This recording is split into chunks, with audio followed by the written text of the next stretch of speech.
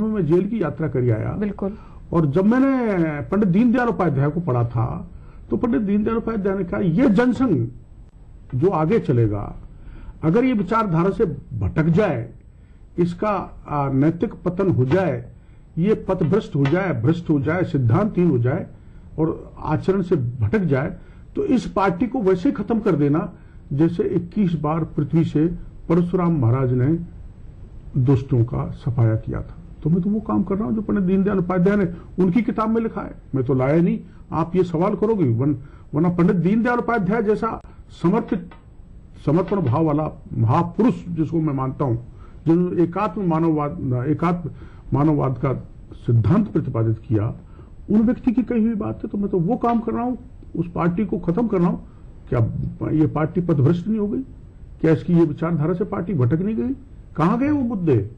कहां गई विचारधारा? कोई सा मुद्दा हो, राष्ट्रीयता है क्या इस पार्टी में? कहीं बची है क्या? आप कौन से मुद्दे की बात कर रहे हैं? राम मंदिर की? राम मंदिर की बात कर रहे हैं? राम मंदिर हो तो आप ये सोचते हैं कि अगर भाजपा, आप ये चाहते हैं कि भाजपा वापस जाके राम मंदिर के मुद्दे पर इलेक्शन लड़े? नहीं, वो वापस अपने पथ पर जाना होगा? नहीं, उनको जो वास्तु के मुद्दे थे, उन वास्तु के मुद्दों को, जनता को, देश की को भ्रम में रखे।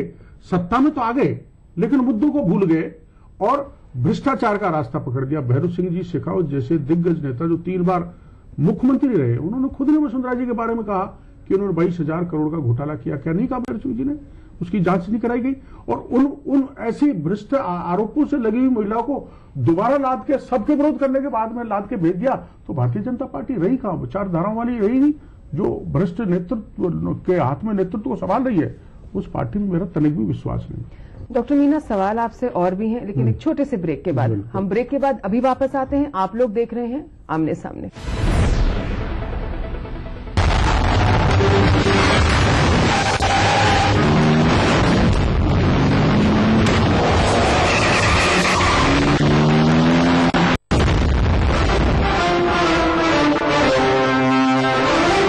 बंगाल सीमेंट सस्ता नहीं, सबसे अच्छा।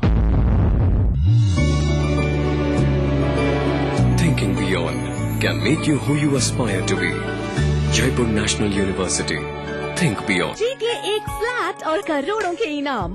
खरीदिए वेक्टस ग्रुप के गंगा, वाटरवेल, वेक्टस पानी की टंकियां और पाइप। अब सिर्फ बड़े शहरों की चकाचौंध ही नहीं, छोटे शहरों के भी होंगे जलवे। खबरें सिर्फ बड़े शहरों की नहीं, छोटे शहरों की भी मिलेंगी। मारो शहर में, देखिए इस समय पर। इस न्यूज के सह प्रायोजक हैं जागो पार्टी का मिशन 2013, आरक्षण का अंत। मिराज शुद्ध ऑयल सोप। कुबेर मसाला, स्वादिष्ट जीवन चाहे हर मन। JECRC University, build your world। Bharat इतिहास के पन्नों पर शाही संस्कृति के धरोहर राजस्थान आज भी जगमगाता है रजवाड़ों की गरिमा से, जननेताओं की राजनीति से, हर एक बात की चहल पहल से, और रहता है हमेशा अपने ही रंग में, अपने ही ढंग में। मारो राजस्थान, देखिए इस समय पर। इस न्यूज के सह प्रायोजक हैं जागो पार्टी का मिशन 2013, आरक्षण का अंत। मिराज शुद्ध ऑयल सोप। कुबेर मसाला, स्वादिष्ट जीवन चाहे हर मन। भारत में ही होती है पूजा नारी शक्ति की। इसी मिट्टी में जन्मी लक्ष्मीबाई, सरोजिनी, इंदिरा, कल्पना। नारी के बिना अधूरा है ये समाज। फिर क्यों होती है माँ बेटी बहनों के साथ ये दरिंदगी? जरा सोचिए। नारी का सम्मान, जाति का सम्मान। ब्रेक के बाद आप सभी का स्वागत। अपने पार्टी की जो टिकट डिस्ट्रीब्यूशन है उसमें आपने एक शब्द यूज किया है कि सोशल इंजीनियरिंग के क्राइटेरिया पे दी जाएंगे। सोशल इंजीनियरिंग का तो मतलब ये है हर तबका को रिप्रेजेंटेशन मिले, हर तबके को, हर जाति, हर वर्ग, हर धर्म को रिप्रेजेंटेशन मिले, ताकि वो क्षेत्र की और राजस्थान की आवाज को प्रखर होकर विधानसभा या जनता के बीच में उठा सके। ये सोशल इंजीनियरिंग है। इसका ये भी मायने निकाल रहे हैं कि जहां पे जिस समाज के लोग होंगे ज्यादा और उसी तरह से टिकट्स को व्हील किया जाएगा, उसी तरह से नेता निकाले जाएंगे? ये तो जो दूसरी पार्टियां हैं, नेशनल पार्टीज, कांग्रेस और बीजेपी ऐसा करती हैं। कहां मीणा ज्यादा है, कहां जाट ज्यादा है, कहां कठील ज्यादा है, कहां कोली ज्यादा है। जातियों में भी वो गोत्र देखते हैं, किस गोत्र का जाता है। वो इस नीचे तक राजनीति को लेके हम उससे परे रहेंगे, लेकिन अच्छी छवि वाले और हर ही समाज और हर जाति वर्ग धर्म का हम ध्यान रखेंगे, जिससे रिप्रेजेंटेशन प्रॉपर विधानसभा में पहुंच सके। आपने अभी खुद ही कहा है कि वही ट्राइबल एरियाज में विकास नहीं हो रहा है। आप तो मंत्री रह चुके हैं। नहीं, विकास ये तो बात अब भी गहलोत साहब गए, वो भी कह रहे हैं कुछ नहीं हुआ, वसुंधरा जी भी यही कह रही है कुछ नहीं हुआ। तो 10 साल से दोनों क्या कर रहे थे? नहीं, मैं भी आपसे यही पूछना चाह रही हूँ कि क्या प्रॉब्लम है? आप कह रही थी कि आप भी मंत्री रहे। आप भी तो रहे। मैं मंत्री रहा हूँ ना। मैं रसद मंत्री था। तो मैं रसद मंत्री था तो ऐसा शायद कभी नहीं देखा होगा कि रसद मंत्री ने खुद ने जाके 9 ट्रक गेहूं के मिलों से पकड़े, जो आदिवासी या उपभोक्ता के पेट तक जो पीडीएस का गेहूं जाता है वो नहीं पहुंच रहा था, और गुजरात में जाके ब्लैक होता है। उसको मैंने पकड़ा और पकड़ के मैंने मुकदमे दर्ज कराए, और वसुंधरा जी ने, गुलाब चंद कटारिया तत्कालीन गृह मंत्री थे, उनके कैसे कहने से मुकदमे को रफा दफा कर दिया। मतलब आपने मेरे दूसरे सवाल का जवाब दे दिया कि क्या प्रॉब्लम है। आपने मुझे प्रॉब्लम बताई। हाँ? कि ये प्रॉब्लम है कि एक ही इंसान काम कर रहा है और नहीं कर रहे। नहीं। और आप एक इतने अच्छे ओहदे पे होते हुए भी सॉल्व नहीं कर पाए। मैं इंसान नहीं, मैं अकेला नहीं कर रहा। मैं ये नहीं कह रहा मैं ही कर रहा हूं। मैं ये कह रहा हूं कि जितनी भी सरकार की योजनाएं हैं वो धरातल पर लागू हो रही कि नहीं है, वो भ्रष्टाचार के भेंट चल रही है, क्या हो रहा है, और जो एग्जीक्यूटिव एजेंसी है वो प्रॉपरली काम कर रही है कि नहीं कर रही, और क्यों नहीं कर रही है, वो राजनीतिक माफियाओं के बीच में फंस गई, भ्रष्टाचारियों के बीच में फंस गई, क्या हुआ है, ये सरकार को देखने की जरूरत है। जैसे अब फ्लैगशिप योजनाएं सरकार ने चला रखी हैं, वो धरातल पर एग्जीक्यूट हो रही कि नहीं हो रही है, इसको देखने की जरूरत है। उसी तरह से मैं भी तो यही पूछ रही हूँ। मेरे को ये समझ में नहीं आता कि जब वहां पर एमएलए हैं उस क्षेत्र के एमपी हैं, तो उनकी क्या, पहली बात तो नैतिक जिम्मेवारी बनती है, ठीक है। दूसरी बात, आप इतने मंजे हुए पॉलिटिशियन है, मैं तो ये कहूंगी सालों से आप अलग अलग, आप हमारी विधानसभा में भी रह चुके हैं, लोकसभा में भी रह चुके हैं, you have seen it from inside. आप मुझे बताइए कि आप इतने अच्छे ओहदे पे रहते हुए भी बदलाव नहीं ला पाए, क्यों हुआ ऐसा? बदलने के लिए पूरे तंत्र में परिवर्तन करने की जरूरत है, और एक व्यक्ति पूरे तंत्र में परिवर्तन नहीं कर सकता। आपको अपनी सोच वाले क्या कोई भी साथ में नहीं मिले? Suppose if you are my boss, you are my boss, boss क्या कहता है? बॉस थी मेरी वसुंधरा जी, उन्होंने बुला के गेहूं घोटाले की फाइल को लाके सीएमओ में डाल दिया, तो मैं क्या करता? मेरे पास यही रास्ता बचता था, जो मैं अलग हो गया, उनको राम राम करे। आप भ्रष्टाचार की देवी हो, आपको भ्रष्टाचार दिखता है, इसके अलावा कुछ दिखता नहीं, और आप जातियों को लड़ा रही हो और आरक्षण के नाम पर मुझे को निकाल दिया पार्टी से। मैं आ गया, मैं अलग पार्टी खोल के चल रहा हूं, और हर मुद्दे को राजस्थान में जो भी है जनता से कोई जुड़ा हुआ मुद्दा है, उसको मैंने पूरे 4-4.5 साल तक लगातार जहां भी मेरी निगाह में आया है मैंने उसको उठाया है बड़ी ईमानदारी से। शेड्यूल्ड ट्राइब्स को 12% का कोटा है, और इसमें यही बोला जा रहा है कि भाई सदर्न और ईस्टर्न राजस्थान ये जो खास करके जो मीना ट्राइब्स हैं, इनका कहीं ना कहीं एक कल्चरल डिफरेंस भी है, और एक एरिया के जो ट्राइब्स हैं उनको इसका जो बेनिफिट है नहीं मिल रहा। तो इसी में से 7% उनके लिए अलग क्यों नहीं रखा? कोई दिक्कत नहीं है, किसने मना किया? आप करेंगे अगर आप पावर? ना मैं नहीं करूंगा। मैं आपको बड़े दावे के साथ कह रहा हूँ, सुखाड़िया जी वहां मुख्यमंत्री रहे लंबे समय तक, हरदेव जोशी रहे, हीरालाल देवपुरा रहे, प्रभावशाली मंत्री सीपी जोशी रहे, सक्तावत जी रहे, गुलाब चंद जी कटारिया गृह मंत्री रहे। आज वो मांग कर रहे हैं कि डॉक्टर कोड़ीलाल और उनके मीणे रिजर्वेशन को खा गए। अरे आपने उनको बढ़ाया ही नहीं, कि स्कूल कॉलेज खोली नहीं, शिक्षा का स्तर ही नहीं बढ़ाया, तो पिछड़ गए बेचारे। और आप आज हम पे चार्ज लगा रहे हो। मैं लिख के मुख्यमंत्री अशोक गहलोत को दे दिया। अभी मीडिया के जरिए आपको कहना चाहता हूं कि उनको जितने कोटे की आवश्यकता है उनको उनका कोटा देना चाहिए, उनको आगे बढ़ाना।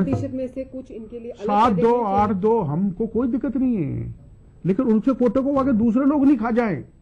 चिंता इस बात की है, क्योंकि मैं जब कैबिनेट में था तो हमने 109 की सर्विसेज में इनको किया था, जिसमें डॉक्टर इंजीनियर का स्पेशल कोटा हमने किया था।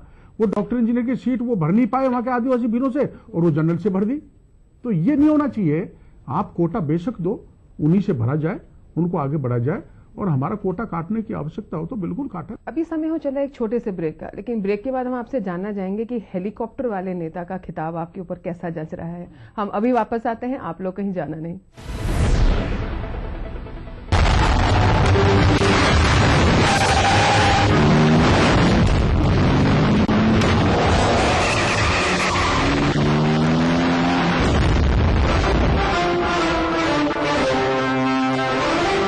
बंगाल सीमेंट, सस्ता नहीं सबसे अच्छा।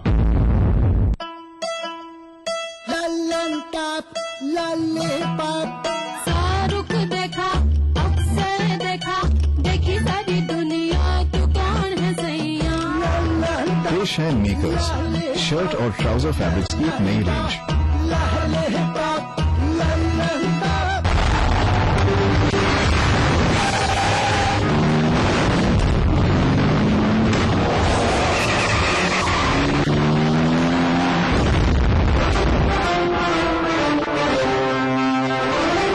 बंगाल सीमेंट, सस्ता नहीं सबसे अच्छा। भारत में ही होती है पूजा नारी शक्ति की। इसी मिट्टी में जन्मी लक्ष्मीबाई, सरोजिनी, इंदिरा, कल्पना।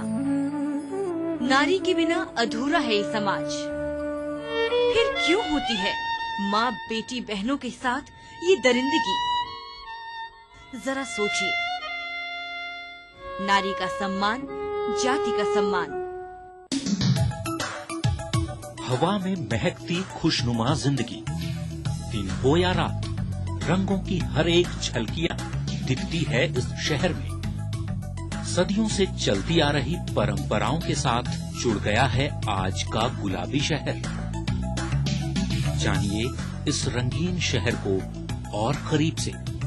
देखिए पिंक सिटी इस समय पर।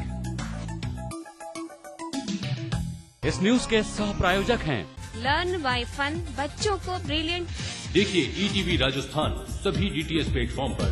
डिश टीवी पर चैनल नंबर 822, एयरटेल पर चैनल नंबर 288, टाटा स्काई पर चैनल नंबर 162, बिग टीवी पर चैनल नंबर 418, वीडियोकॉन पर चैनल नंबर 748।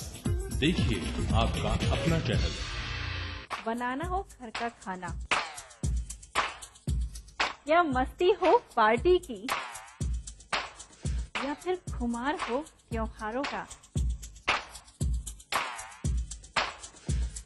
आपकी हर खुशी में शुमार है स्वाद रसोई से का। नारी के अस्तित्व की खूबसूरत पहचान रसोई से दोपहर 2:30 बजे। इस कार्यक्रम के सह प्रायोजक हैं मेला डिटर्जेंट पाउडर और केक, जादू सा इसका घर घर है छाया। कुबेर मसाला, स्वादिष्ट जीवन चाहे हर मन। मिराज शुद्ध ऑयल सोप। मोती सन्स ज्वेलर्स, टॉप रोड और जौहरी बाजार, जयपुर में। लर्न बाय फन, बच्चों को ब्रिलियंट। जब मजलूमों की चीखें खुद ही को सुनाई देनी बंद हो जाएं, जब साजिशें दें जुर्म को रफ्तार, जब कानून सिर्फ किताबों में रह जाए और जब खाकी दबंगों की बांदी बन जाए,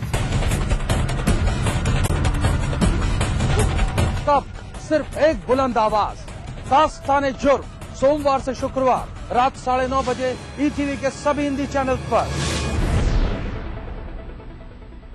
ब्रेक के बाद आप सभी का स्वागत है। आज हमारे साथ आमने सामने में है हेलीकॉप्टर वाले नेता। तो जी कैसा जच रहा है खिताब? देखो, मैं तो गांव का आदमी और जुगाड़ ट्रैक्टर में घूमने वाला हूँ, लेकिन मेरे ख्याल से 90 से ज्यादा सभा में हेलीकॉप्टर पे गए जी। हाँ, अब वो ट्रैक्टर तो रहने दो। कोई 167 सभाएं की हैं। हाँ जी। उसमें आधी सभाएं मैंने हेलीकॉप्टर से की, आधी बाई रोड की है। और इसलिए जरूरी है कि राजस्थान बहुत बड़ा है। आपके लिए बड़ा है? हाँ, राजस्थान का क्षेत्र बहुत बड़ा है, एरिया बहुत बड़ा है। मैं अकेला हूँ, मेरा भी पार्टी का संगठन खड़ा हुआ नहीं, खड़ा हो रहा है। और चूंकि पूरे राजस्थान को इनसे पहले नाप देने का था, इसलिए हेलीकॉप्टर से सर्विसेज की माफी चाहूंगी। और हेलीकॉप्टर उतना महंगा नहीं है जितना रथ यात्रा महंगी है। किसके लिए महंगा भाई? या तो भाजपा की या रथ यात्रा कांग्रेस के लिए महंगी है या आपके लिए महंगी है? मेरे लिए ऐसा है, जो रथ यात्रा इनका जो जितना जमावड़ा लगा के लोग चलते हैं वो मेरे लिए बड़ा महंगा है। हेलीकॉप्टर की उड़ान 1 घंटे का मात्र 75,000 रुपये लेती है। 2 घंटे में दिन भर की उड़ान हो जाती है और मैं 3 सभाएं रोज कर देता हूँ। और वो उड़ान में जहां आप अपने डिक्लेयर्ड एसेट्स 1 करोड़ के मानते हैं और अब आप उससे कम से कम 8-9 गुना खर्चा कर चुके हैं। तो ये तो जी एक असंगठित पार्टी के नेता का तो मुझे ब्यौरा नहीं लग रहा। मैं आप 30-35 साल से राजनीति में हूँ, इसलिए घणे आप जैसे मित्र। आप क्लियर क्यों नहीं कर देते सबको कि फंडिंग कहाँ से आ रही है? तो ये सारे जो सवाल उठ रहे हैं ये बंद हो जाएंगे। देखो मेरी बात सुनो, मैं आपको ये कहना चाहता हूँ, मेरे वर्कर्स का बहुत बड़ा टीम है। जब मेरे जन्म दिवस पर 5500 लोग मेरे को खून दे सकते हैं, रक्तदान कर सकते हैं, तो 5000 लोग क्या मेरे चंदा नहीं दे सकते? 1 लाख का चंदा मैंने एक आदमी से लिया और ऐसे मैंने 100 लोग इकट्ठे किए जिनसे मैं मेरी हवाई यात्रा कर रहा हूँ। काला धन हो, इधर से लाया हुआ हो, भ्रष्टाचार का पैसा हो, तो सरकार स्वतंत्र जांच कराए। मैं तो एक पाई कहीं इधर उधर का पैसे का है नहीं। ये अकाउंट्स में है, क्लियर है पैसा कहाँ से आया और कहाँ जा रहा है। हाँ बिल्कुल, जांच कराओ ना आप। मैं सरकार से आपके जरिए मांग करूंगा कि जितनी भी मैंने हवाई यात्रा किए और आगे कर रहा हूँ, उसका एक एक पाई का बिल्कुल पारदर्शी हिसाब है। किस कार्यकर्ता ने पैसा दिया है उसका नाम कंपनी में जमा है, पता करे और जांच कराए। हम एक पाई काला धन नहीं है, न भ्रष्टाचार का पैसा है। कार्यकर्ताओं की, राजस्थान के कार्यकर्ताओं को खून पसीने की कमाई के जरिए हवाई यात्राएं की हैं और एक एक पाई का हिसाब मैंने दे रखा। आप बिल्कुल इस चीज को मानते हैं कि लोग आपको सुनने आ रहे हैं, हेलीकॉप्टर देखने नहीं आ रहे? हेलीकॉप्टर तो हमारी परमिशन दे रहे हैं 3-3, 4-4 किलोमीटर, 2-2 किलोमीटर दूर। हेलीकॉप्टर पर तो कोई 10-20 लोग बसते होंगे, सारी भीड़ वहां जाती है। चलो इसको मान लिया जाए ये हेलीकॉप्टर की भीड़ है, तो मैंने तो हेलीकॉप्टर की भीड़ वोट देगी जी? मेरी बात सुनो, वो आगे की बात है। ये मान भी लिया जाए कि हेलीकॉप्टर के कारण भीड़ है, तो आप गोगुंदाम भीड़ को काहे के लिए मानते? उस दिन तो न तो हेलीकॉप्टर था, न आदिवासी को खाना खिलाया गया था, न कोई फूल की वर्षा की थी, न कोई विशेष साधन लगाए थे। गोगुंदा की तो सबसे बड़ी सभा हुई थी, उतनी भीड़ तो वसुंधरा जी की किसी सभा में नहीं हुई, न राजस्थान में कहीं किसी दूसरे की सभा में हुई जितनी हमारी सभा में भीड़ थी। तो आप हेलीकॉप्टर की भीड़ कैसे मान के चलते हो? आपको ऐसा लगता है कि मतलब जैसे भाई ये लोग तो यात्रा कर रहे हैं, एक एक छोटी छोटी जगह रुक रहे हैं, तो आपको भी एक यात्रा निकालनी चाहिए? आप सोच रहे हैं शायद यात्रा निकालनी? नहीं, मेरी यात्रा सतत जनता के बीच में रही है। मैं सतत यात्रा में रहा हूँ, यात्रावान रहा हूँ। मैंने यात्रा की है 4-4.25 साल तक। वो ये बीजेपी तो और वसुंधरा जी तो बाहर रही थी, अब चुनाव के टाइम पे आई हैं, जनता के बीच में जा रही है, बेशक जाए, उनका वो है। लेकिन मैं इनके से ढकोसले वाली यात्रा नहीं निकालना चाहता। मैं तो लगा हुआ हूँ 4-4.25 साल से।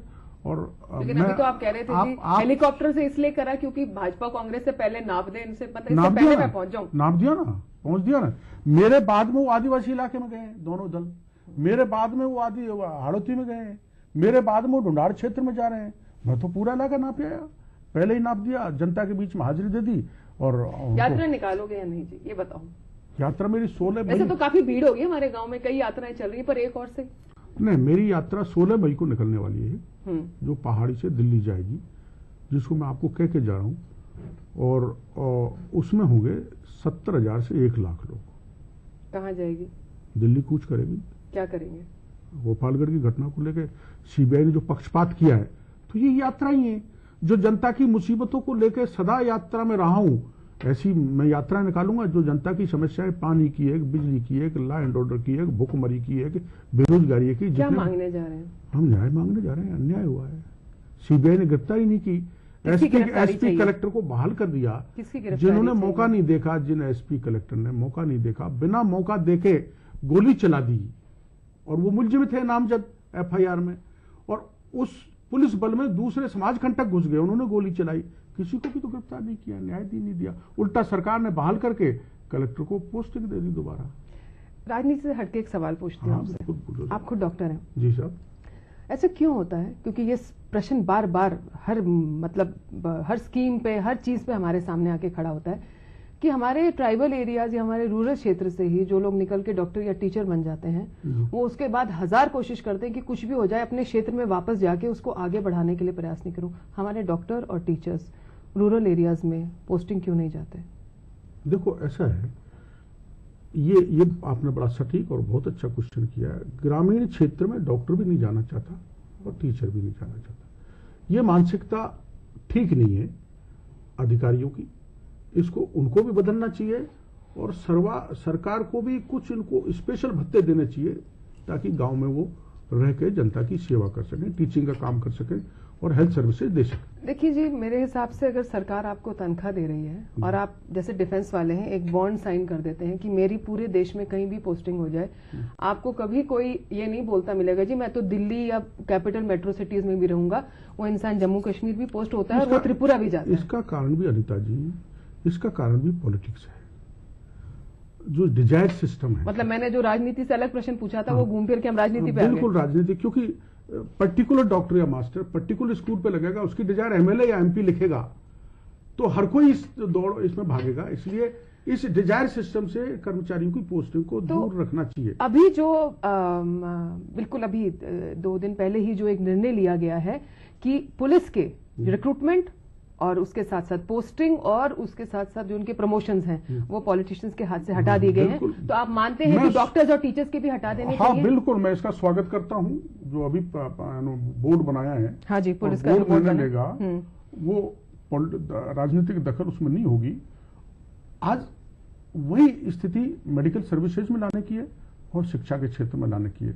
जहां दखल ज्यादा है वहां करप्शन भी ज्यादा है और वहां नौकरशाही भी सड़ गई है, तंत्र सड़ गया है। इसलिए मैं इस बात को अप्रिशिएट करूंगा कि इनको जैसे पुलिस में किया है वैसे इस क्षेत्र में भी करना चाहिए। दर्शक को सबसे ज्यादा जरूरत किस चीज की है? पानी। कहां से लेंगे? चंबल से। कैसे? पानी लिफ्ट करेंगे, लिफ्ट करवा के बीसलपुर में डालेंगे, बीसलपुर का पानी ईसरदा डैम में जाएगा और वहां से पानी ले जाएंगे। बिल्कुल, मैं इस चीज को मानती हूँ कि जल ही जीवन है, पर क्या हमारे राजस्थान के लोग वाकई ये समझते हैं? क्योंकि शहरी इलाकों में तो खास करके मैं बहुत वेस्टेज देखती हूँ जी। बहुत ज्यादा है। केवल नारे लिख देने से कुछ नहीं होने वाला।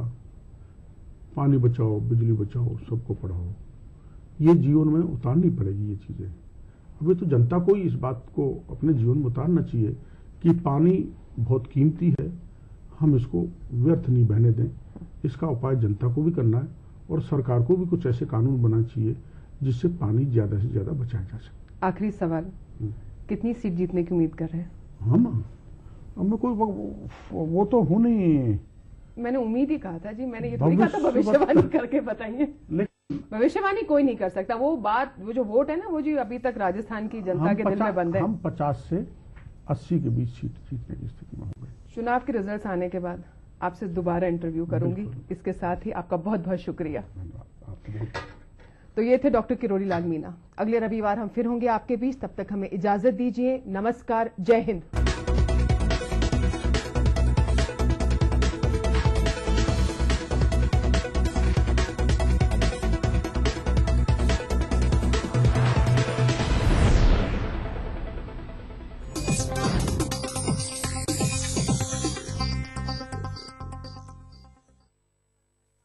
इस न्यूज के सह प्रायोजक हैं बंगर सीमेंट, सस्ता नहीं सबसे अच्छा।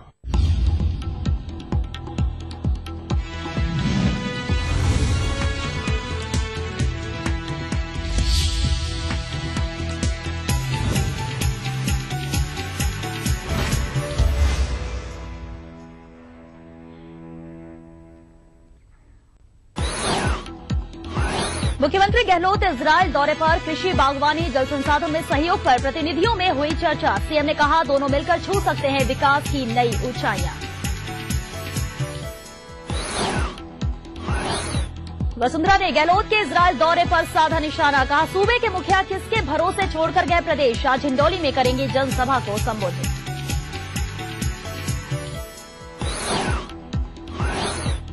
अजमेर में दरगाह से सटे इलाके में वाटर टैंक में डूबने से 3 मजदूरों की मौत। तो इधर सराधना के पास बस ट्रक की टक्कर में अनाथ हुआ मासूम, माता पिता ने तोड़ा दम, 1 दर्जन घायल।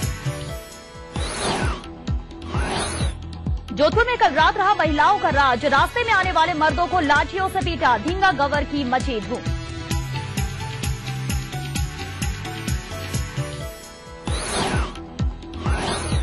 और सट्टे के दलदल में धंसी गुलाबी नगरी, जल्द अमीर बनने की ख्वाहिश में फैल रहा जहर, सख्त कानून की कमी से सट्टेबाज भी बेखौफ।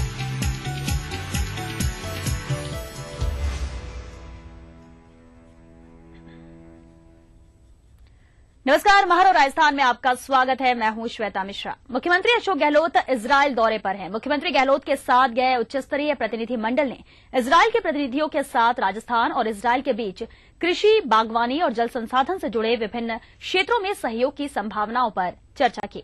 मुख्यमंत्री गहलोत ने इजरायल के प्रतिनिधि मंडल को राज्य के कृषि क्षेत्र में जल के बेहतरीन उपयोग के लिए किए जा रहे प्रयासों को सराहनीय बताया और कहा कि राजस्थान और इजरायल के बीच भौगोलिक स्थितियां, मरुस्थल और कृषि जलवायु के क्षेत्र में समानता को देखते हुए दोनों पक्ष एक दूसरे के साथ सहयोग कर इन क्षेत्रों में विकास को नई ऊंचाइयां प्रदान कर सकते हैं।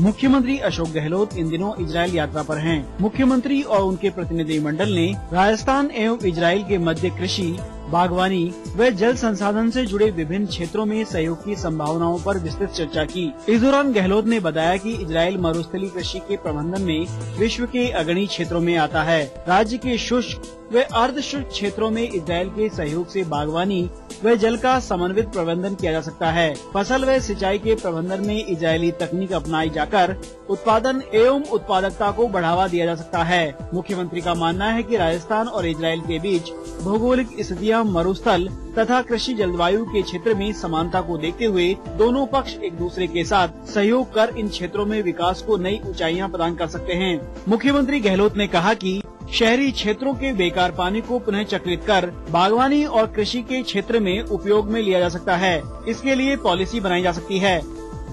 राज्य में जल संसाधनों की कमी के दृष्टिगत वर्षा जल संरक्षण एवं मृदा जल संरक्षण हेतु इजरायली तकनीक काम में लेकर राज्य के शुष्क व अर्ध शुष्क क्षेत्रों में जल संसाधनों की उपलब्धता बढ़ाई जा सकती है। उन्होंने कहा कि नहरी सिंचित क्षेत्रों में सिंचाई जल के कुशलतम उपयोग हेतु जल प्रबंधन कार्यों के लिए इजरायली पद्धति अपनाई जा सकती है। इसके लिए फसल विशेष की आवश्यकता के अनुसार सूक्ष्म सिंचाई प्रणालियों का चयन एवं उनके समुचित उपयोग में सहयोग प्राप्त किया जा सकता है। उन्होंने कहा कि अधिक उत्पादकता एवं निर्यात, गुणवत्ता युक्त फसलों की किस्मों तथा नींबू वर्गीय फसलों में अधिक रस व कम बीज युक्त किस्में, आम में नियमित फसल वाली किस्म तथा अनार से अधिक मिठास व बड़े आकार के फलों वाली किस्मों का आयात किया जा सकता है। गहलोत ने कहा कि जल्दी खराब होने वाली प्रकृति के फसल उत्पादों के उचित रखरखाव हेतु खेत से उपभोक्ता तक नियंत्रित वातावरण में परिवहन, भंडारण, सीए भंडारण हेतु कोल्ड चेन का विकास एवं प्रबंधन में सहयोग कर सकते हैं। इसी प्रकार राज्य में बागवानी क्षेत्र के त्वरित विकास के लिए आधुनिक तकनीक के आदान प्रदान, आपसी सहयोग व मानव संसाधन विकास हेतु दोनों देशों की विशेषज्ञ टीम का गठन किया जा सकता है। खारे पानी के उपयोग के लिए डिसेलिनाइजेशन हेतु राज्य के चिन्हित क्षेत्रों में आरओ प्लांट की स्थापना तथा जापानी पार्क की तर्ज पर राज्य में इजरायली तकनीक पार्क की स्थापना की जा सकती है, जिसमें कृषि, बागवानी, जल संसाधन, डेयरी तथा अन्य क्षेत्रों को लाभ मिल सकता है। गहलोत ने द्विपक्षीय सहयोग की पृष्ठभूमि की चर्चा करते हुए बताया कि कृषि क्षेत्र में आपसी सहयोग के लिए भारत सरकार एवं इजरायल सरकार के मध्य 10 मई 2006 को अनुबंध किया गया था। इस अनुबंध के तहत इजरायली विशेषज्ञों के भ्रमण एवं विचार विमर्श के आधार पर कार्य योजना के प्रथम चरण 2008-10 के लिए सहयोग के क्षेत्र चिन्हित किए गए। कार्य योजना के प्रथम चरण में महाराष्ट्र, हरियाणा एवं राजस्थान राज्य द्वारा इसके लिए सहयोगात्मक प्रयास किए गए। गहलोत ने बताया कि इंडो इजरायल सहयोग कार्यक्रम के दूसरे चरण में वर्ष 2012 से 2015 तक के लिए गठित संयुक्त टीम द्वारा तैयार कार्य योजना के सचिव, कृषि एवं सहकारिता विभाग, भारत सरकार द्वारा अनुमोदन उपरांत हरियाणा, महाराष्ट्र, राजस्थान, गुजरात, बिहार, तमिलनाडु, उत्तर प्रदेश और पंजाब में क्रियान्वित की जा सकती है। ETV news, Jaipur. कांग्रेस संदेश यात्रा का 5वां चरण आगामी 7 मई से शुरू होगा। 3 दिवसीय इस 5वें चरण में मुख्यमंत्री Ashok Gehlot, PCC chief doctor Chandrabhan, AICC के महासचिव और प्रदेश प्रभारी मुकुल वासनिक, एआईसीसी के सचिव और सह प्रभारी अरुण यादव, झालावाड़ और 12 जिलों के विभिन्न विधानसभा क्षेत्रों में कांग्रेस संदेश यात्रा के साथ जाएंगे। संदेश यात्रा का 5वां चरण 7 मई को सुबह 11 बजे खानपुर में जनसभा के साथ शुरू होगा। इसी दिन कांग्रेस संदेश यात्रा 1 बजे झालावाड़ पहुंचेगी। इसके बाद 4 बजे भवानी मंडी में जनसभा होगी।